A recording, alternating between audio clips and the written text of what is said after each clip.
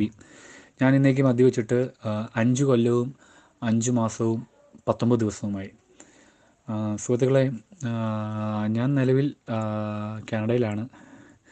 ഞാൻ പറഞ്ഞത് കാണും, ജോലിയുടെ തിരക്ക് വന്നിട്ട് അധികം നാളായില്ല, 1 കൊല്ലം ആയതേ ഉള്ളൂ. അപ്പോൾ ഇവിടെ പൊരുത്തപ്പെടണം. ഉദ്ദേശിക്കുന്നതിന് മുകളിൽ തണുപ്പുണ്ട്. ഇന്നിവിടെ -20 ആണ്.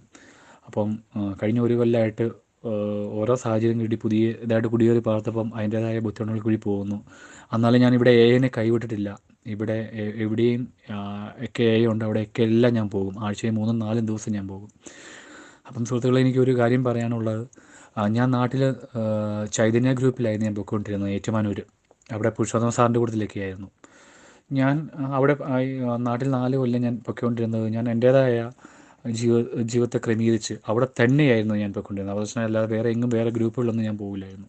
അപ്പോൾ പുരുഷോത്തമ സാറ് എന്നോട് മാത്രമല്ല, അവിടെ ഗ്രൂപ്പിലുള്ള എല്ലാവരും പറയുമായിരുന്നു, നിങ്ങൾ ഇവിടെ തന്നെ ഒതുങ്ങാതെ മറ്റുള്ള സ്ഥലങ്ങളിൽ കൂടി പോയി അവിടെ പോയി കാര്യങ്ങൾ പഠിക്കണം. അത് അറിവുകളും അനുഭവങ്ങളും ഇഷ്ടംപോലെ നമുക്ക് തരുമെന്ന്. പക്ഷെ ഞാൻ എൻ്റെ അകത്ത് ഞാൻ ചുരുങ്ങിപ്പോയിരുന്നു. ഞാനിവിടെ വന്നപ്പോൾ ഞാനിപ്പോൾ എല്ലായിടത്തും എക്ക് വേണ്ടി ദാഹിച്ച് ഞാൻ ഓടി നടക്കുന്നു. അപ്പോൾ പല ഗ്രൂപ്പുകളിൽ പോകുമ്പം എനിക്ക് പല കാര്യങ്ങളും മനസ്സിലാക്കാൻ പറ്റുന്നു. നമ്മുടെ നാട്ടിലത്തെ ആയിട്ട് ഇവിടുത്തെ എയും ഏകദേശമൊക്കെ തുല്യം തന്നെ. കൂടുതലും ഇവിടെ ബിഗ് ബുക്ക് സ്റ്റഡി, 12 പടികൾ, പാരമ്പര്യം, അതങ്ങൾ ഇച്ചിരി കൂടി വിപുലമായിട്ട് ഇവിടെ പഠനങ്ങളുണ്ട്. അപ്പോൾ സുഹൃത്തുക്കൾ, ഞാൻ വലിയൊരു കാഴ്ചപ്പാടിലേക്ക് ഇന്ന് ഞാൻ പോവുകയാണ്. ഇന്ന് ഞാൻ രാവിലെ മീറ്റിങ്ങിന് ഞാൻ പോയപ്പോൾ ഒരു പഞ്ചാബ് ദേശക്കാരൻ എൻ്റെ കൂട്ടത്തിലുണ്ടായിരുന്ന മൊത്തം ഇംഗ്ലീഷുകാരായിരുന്നു. കൂടാതെ ഒരു പഞ്ചാബ് ദേശക്കാരനും ഉണ്ടായിരുന്നു. അദ്ദേഹം ഇവിടെ വന്നിട്ട് 30 കൊല്ലത്തോളമായി. അടുത്ത ആഴ്ച അദ്ദേഹം ഡൈവേഴ്സിന് പോവുകയാണ്. കാരണം അദ്ദേഹം വൈഫുമായിട്ട് പ്രശ്നങ്ങളൊക്കെ ആയിട്ട്. അപ്പോൾ അദ്ദേഹം ട്രക്ക് ഡ്രൈവറായിരുന്നു. സ്വന്തമായിട്ട് വലിയ ട്രക്ക് ഉണ്ടായിരുന്നു. അത് വിറ്റു, വീട് വിറ്റു, എല്ലാം വിറ്റ് ഇപ്പം വഴിയിൽ നിന്ന് ആണ് ഭക്ഷണം കഴിക്കുന്നത്.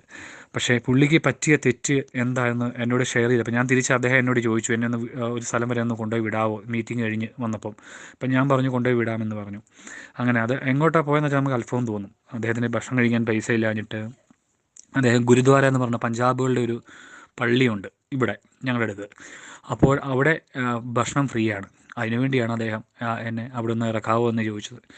ഞാൻ അത് ഭയങ്കര ദുഃഖം വന്നുപോയി. കാരണം അദ്ദേഹത്തിന് പറ്റിയത് എന്താണെന്ന് വെച്ച് കഴിഞ്ഞാൽ, അദ്ദേഹം മീറ്റിങ്ങിനെ കുറിച്ച് വർഷങ്ങളായിട്ട് മനസ്സിലാക്കിയിരുന്നു. പക്ഷേ മീറ്റിംഗ് ഒന്ന് വരും, അതിനുശേഷം അത് ഡിസ്കണ്ടിന്യൂ ചെയ്യും, തുടർച്ച ഇല്ലാതെ പോയി. അങ്ങനെ പല തവണ പുള്ളി സോബറിൽ നിന്ന് പുള്ളി നിലകുത്തി വീണു. അപ്പം അതിനിടയ്ക്കാണ് അദ്ദേഹത്തിൻ്റെ കുടുംബം നഷ്ടപ്പെട്ടു പോയി, വണ്ടികൾ വിറ്റു, ലൈസൻസ് പോലും അദ്ദേഹത്തിന് റദ്ദാക്കി. ഇപ്പം പെരുവഴിയിലാണ് അദ്ദേഹം.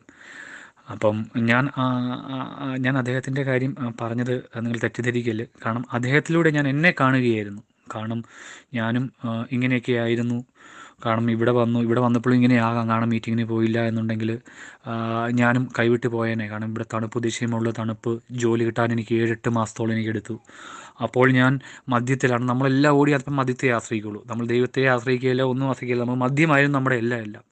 പക്ഷേ ഞാനിവിടെ മുടങ്ങാതെ അതിനെല്ലാം ഞാൻ മീറ്റിങ്ങിന് മുടങ്ങാതെ ഞാൻ പോയി ഞാൻ പിടിച്ച് ഞാൻ നിന്നു. അപ്പം സുഹൃത്തുക്കളെ, എനിക്ക് പറയാനുള്ളത്, നിങ്ങൾ ഒരു ഗ്രൂപ്പായിട്ട് ഒതുങ്ങിക്കൂടല്. നിങ്ങളുടെ അടുത്തുള്ള സ്ഥലങ്ങളിൽ മറ്റുള്ള ഗ്രൂപ്പുകളിൽ പോകണം, അവിടെയും ഷെയർ ചെയ്യണം. അപ്പം കൂടുതൽ അറിവുകളും അനുഭവങ്ങളും പ്രതീക്ഷകളും നമുക്ക് കിട്ടും. ഞാൻ വീണ്ടും പറയുന്നു സുഹൃത്തുക്കളെ, പരമാവധി മറ്റുള്ള ഗ്രൂപ്പുകളും കൂടിയിലൊക്കെ പോവുകയാണെങ്കിൽ നല്ലതായിരിക്കും. താങ്ക് യു സുഹൃത്തുക്കളെ.